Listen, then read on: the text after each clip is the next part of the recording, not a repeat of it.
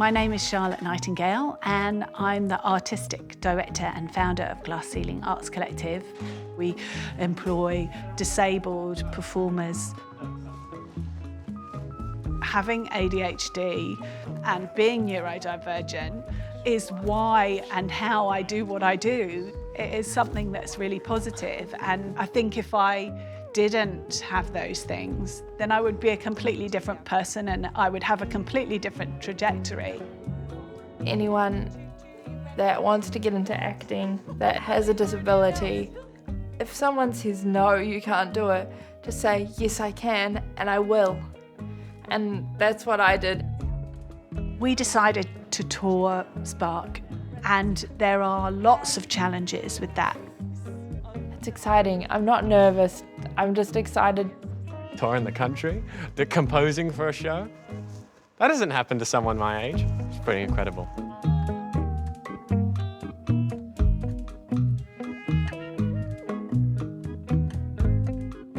Glass Ceiling Arts Collective started with a show that I wrote called The Incredible and Glorious World According to the Fitzroys, the show with a very long title. I brought in a cast of disabled and non-disabled people, and we did it at Auckland Fringe Festival. From this little show, we decided that we were going to do this youth programme. Training for young disabled people in the performing arts has very much been a sort of segregated experience. Whereas, you know, we live in families with disabled and non-disabled people, and performances with diverse casts should happen. We ended up having now 9 youth programmes across the country, which are bursting at the seams, which keep me incredibly busy. We emigrated to New Zealand about 15 years ago, and we live in Warkworth on a little lifestyle block. I have ADHD. When I was young, I had delayed motor skills and dyspraxia and things like that. Growing up, school was quite a tricky time for me. I would be super focused in what I was really excited about, like it could be art, mainly art drama. I also really loved dancing. Just let me get over, please. Oh. Anything that wasn't sort of highly engaging for me or wasn't something that I really enjoyed, I would completely sort of flunk out and fail in. And people couldn't quite understand why I could do really well in one area and then just not be able to do anything in others. People assumed that you were lazy, that you were naughty. So as an adult now, I feel kind of sad about the fact that no one really understood how my brain worked. I just thought I was a bit weird, you know. I have 2 boys, Sonny, who's 17, and Gabe, who's 15, and a girl called Indy, and she's 11, and my husband, Gareth. I love theatre. As a child, it was just my happy place. My mum was really into theatre. We went there all the time, and I've taught drama and dance in schools. Spark came from a short story that I wrote about a mother and a daughter, and the daughter is called Kate. And Kate has a heart condition, and it's set during the pandemic. What I wanted to do was to create something whereby you could explore how difficult it was for people with high health needs when the pandemic hit, but also to explore the magic of living rurally with your horses, and you know, how we can create magical moments out of, you know, very little, which is what, you know, well, certainly we did during the pandemic. What about in our show? We actually have 2 actresses that play the role of Kate. Both actresses understand what it's like to have a complex medical need and to rely on a health system that really supports them. So that is why both those actresses are in those roles. So obviously both of you are our Kates, so Yes. you both play this role, but you're both very different people. So we want to kind of find a way physically how we can kind of do this and have a little bit of a discussion around what you can bring to the role. I'm Zoe Alvin. I'm 19 years old. I had a stroke at 5.5 that affected my right side. It put me in a wheelchair for a very long time. So we're going to move around the space, and I want you to think about embodying that emotion, okay? You can move as quickly as you want. You can do, if you want to, you can maybe stop for a minute, Zoe, and maybe use your hands and the woohoo. The thing that drew me to Glass Ceiling was that it was inclusive, and I met other people similar to me. They don't have the same disability, but they all are in the same boat. I'm Lily Mae. I'm a Berkeley. I have a very long name. I'm 20 and I play Kate in Spark Live. What's the first line? It's hey boy. Hey boy, did you see them? How's Nut Leaf? Was he a bit stiff in his hind legs? We both come from a different background of our disabilities, but the reason I support Zoe is because she's really pretty and she's really great at playing Kate. Hey boy, did you see them? How's Nutleaf? Is he still a bit stiff in his hind legs? I just wish I could jump onto his back, ride him through the paddocks, but I can't, can I? I'm so sad of crying all the time. Awesome. That definitely brought it up a level.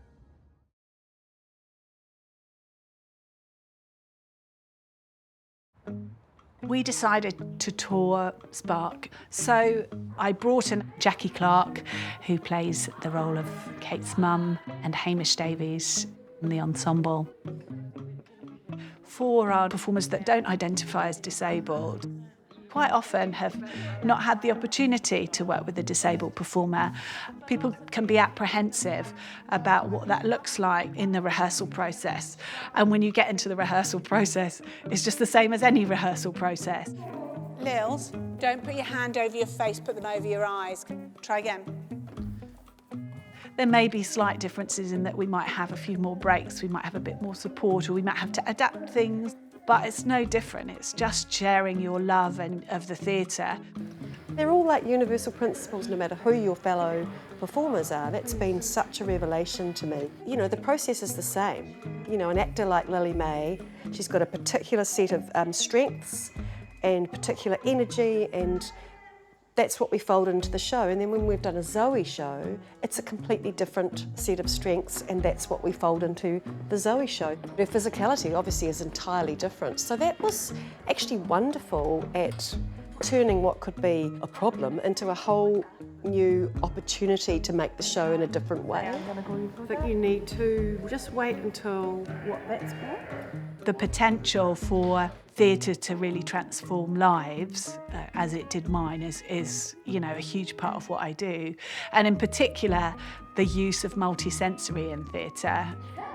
So a bit of the story happens and then it breaks into a kind of magical moment where we bring out props, or we use sound, or we use light, or we use music.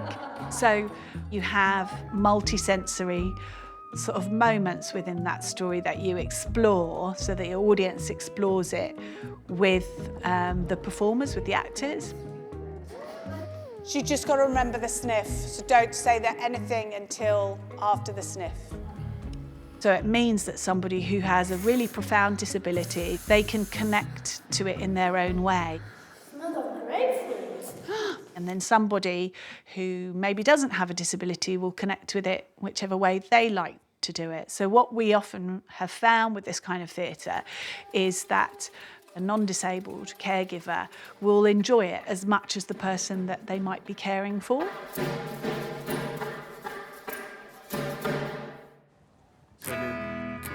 And then F major, G, and then C major.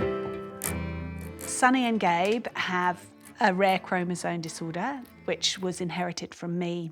And Gabe was diagnosed when he was 18 months old. Gabe has global developmental delays and he's autistic. You got any other chords? Where do you think it could go from there? When Sonny was a little bit older, we found out that he had the same genetic disorder, and we found out that I had it too. Oh, should I go from the A maybe to the F sharp? Yeah. So we'll go what? E. With my diagnosis, it really made me reflect on my life. And I guess in some ways cut myself a bit of slack, you know, because I often thought, oh, why can't you just conform? Why can't you be like this? You know, but actually now it's something that I'm kind of proud of. The reason why I'm making this horse is because it's the horse that that Kate makes in her room in Spark. So I'm just doing a little bit of remedial work on him, just ready for the tour. The tour is about, I think it's 10 days, and we are on the road every day, going to a different place, packing into a theatre, packing out of a theatre, going to a new place to sleep. And there are lots of challenges with that, working with somebody who has got a physical disability like Zoe. And that would be a barrier probably to some theatre companies. They'd think that's just going to be too much. We have to have a support person all the time. We have to make sure that everything is accessible. We're travelling with a lot of adaptive equipment. That's really tough. But actually, what it's done is it's made a massive impact on Zoe's life. I have loved doing the rehearsals and they're so much fun. So I'm excited to do the shows on tour because the team I'm with is amazing. This tour will be the first time Zoe's gone away for the length of time with anybody else without myself. We're going to be travelling to a lot of small towns, so it's going to be harder to find accommodation that is more accessible. The bedrooms aren't as bad as long as they're wide enough. I'm more worried about the bathrooms not being accessible. Taking Zoe to the rehearsals for Spark Live and seeing them rehearsing together and getting prepared, I feel completely happy and confident that she's in the best hands, and Zoe's quite able to speak up for herself if she needs things. And I'm very excited for her. Here we go. Being on tour is an exciting process, whether somebody is disabled or non-disabled. Or, you know, that camaraderie, that joy of going to different places, the physical toil that it has on you, just moving in and out of spaces. Everybody has really kind of risen to the occasion.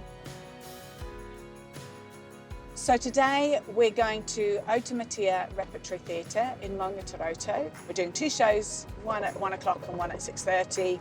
One show with Zoe and one show with Lily May.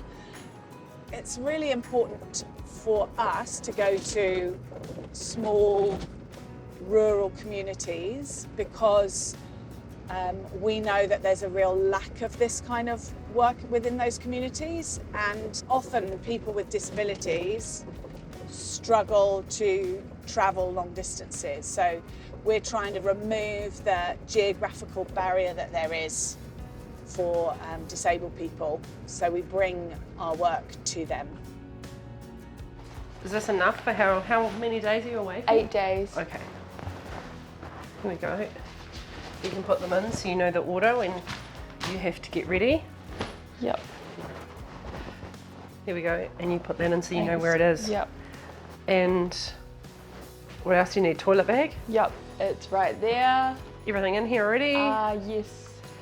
Thank you, Mum. There you go, Zoe. You'll be all ready to go. Off on your adventure. My wonderful adventure. Yeah. It's exciting. I'm not nervous. I'm just excited hanging out with everyone and definitely having a sleepover every day with Lily because that's what we're gonna do.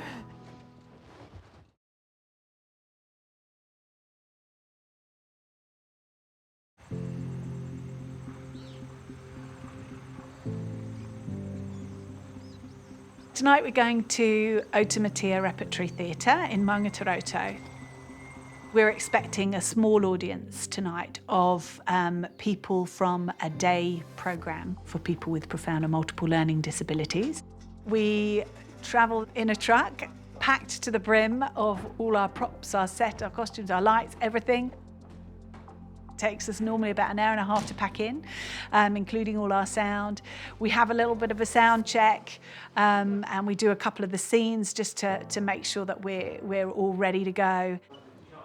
As a mother, it's been incredible because I've had my son who's a musician playing with us. It's been an amazing experience for him as a neurodivergent person.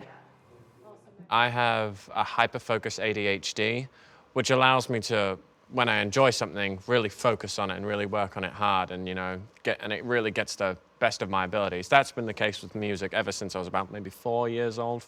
So when it comes to, doing some work for a show, I really enjoy it and it makes me very happy. And this has been an absolutely amazing opportunity. I mean, oh my gosh, touring the country, composing for a show. That doesn't happen to someone my age. It's pretty incredible. It's gone good. It's actually been quite nice to have some time away from Mum and the family. But I've got another family, the Spark family. We call ourselves the Sparkies, even though we're not Sparkies. It's actually quite funny. Well, it's so lovely having you here. I'm Charlotte. There's a little bit of ramp here if you want to come up this ramp.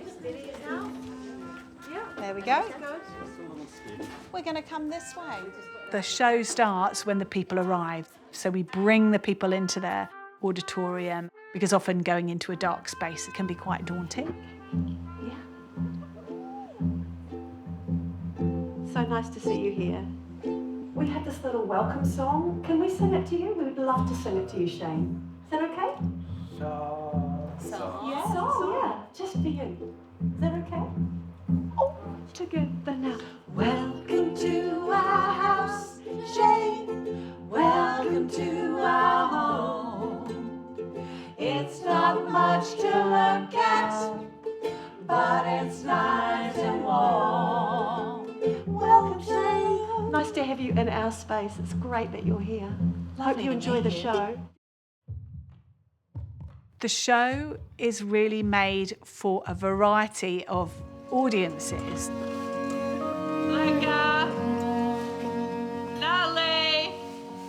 We are going on this tour to small places where we expect to have audiences of 6 or 7 people.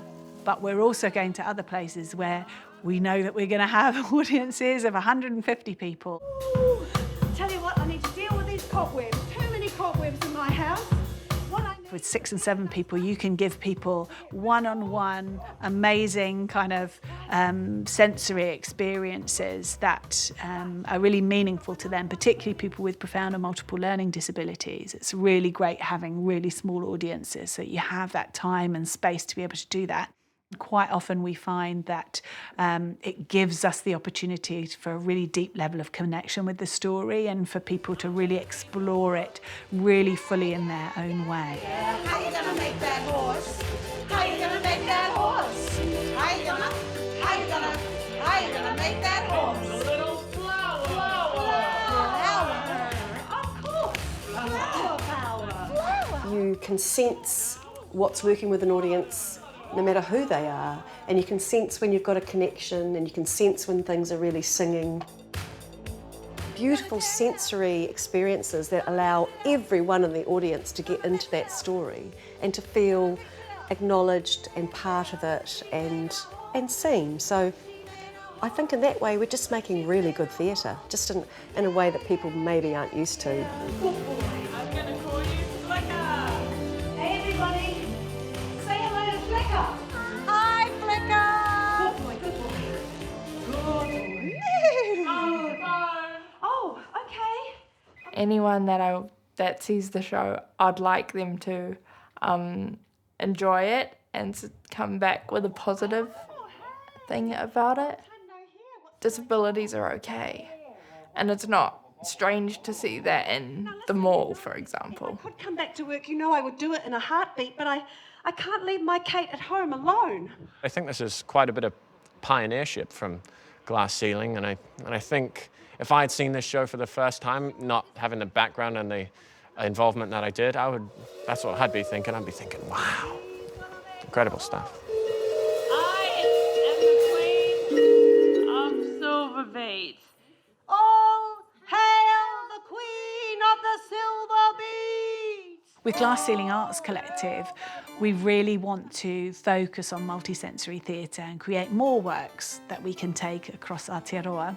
Also, we want to share these devices with others so that other organisations consider using multisensory theatre as part of their repertoire, so that there's more opportunity for disabled people to have work that they can experience that really reflects their own life and that is highly accessible for them. She's crashing. Kate, darling. She's crashing. Kate. Can I get the crash trolley in here, please? Can you hear my voice, darling? Kate, Please stay with listen her. to me. Listen to Mum's voice. Come on, just tune into my voice, darling. Just flicker your eyes. Kate. Flicker!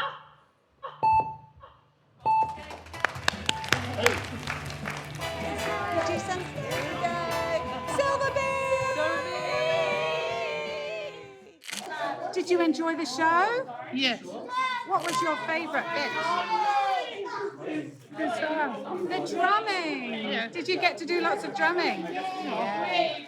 What did you think, Kate? Did you enjoy the show? Yes, I did. What was your favourite part? All of it. It was great. In fact, it was awesome. Oh, that's It's brilliant. I quite liked all of it. What's your name? Craig. Craig. Shall we sing to Craig? Craig. Yeah. Thank you. Here we go now. Welcome